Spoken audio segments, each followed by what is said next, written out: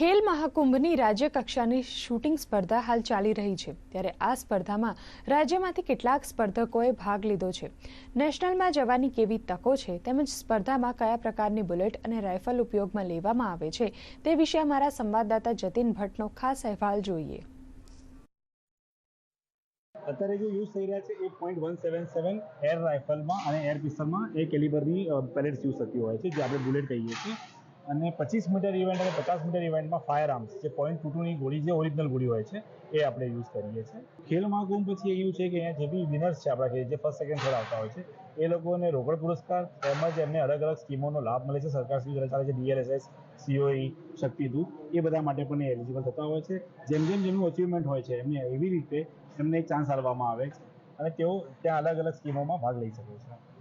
તો આ હતા હિરેન જયસ્વાલ, જે સ્પોર્ટ્સ ઓથોરિટી ઓફ ગુજરાતના શૂટિંગના કોચ છે, જેમનું કહ્યું છે કે ખેલો ઇન્ડિયા અને ખેલ મહાકુંભ અંતર્ગત યુવા ખેલાડીઓને તક મળી રહી છે। જતીન ભટ્ટ, દૂરદર્શન સમાચાર, અમદાવાદ।